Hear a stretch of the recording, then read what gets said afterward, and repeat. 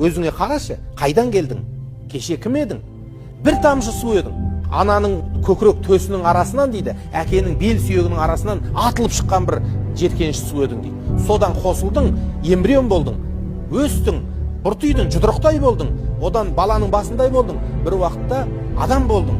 Анаңның ішінде жатқанда, анаң токсикоз болды, ауырды, қол аяғыменен ішін керді, сондай бір азап қып, 9 ай 10 күн кеудесінде көтеріп жүрді. Дүниеге келдік. Дүниеге келген кезде ең қиын нәрсе дүниеге ұрпақ келтіру, адамнан адам шығу. Бір тырнағың астына кіріп кеткен тікеннің өзін алып шығу үшін қаншама азап көресің. Анамыз бізді михнатпенен тар құрсағын кеңітіп, тас емшегін жібітіп, кең дүниеге алып келді. Түнде тұрып оянды, мұздай бесік таянды. Қаншама азаппен әкелді, жылаймыз. Не үшін жылап атқанымызды білмейді, білмесе де бізбен қосыла жылағандай болды. Қосыла солы. Біз қашан есейгенше, қашан өз тамағымызды өзіміз жеп, өз киімімізді өзіміз кигенше, біздің аялап, мәпелеп, мейірімін төксін.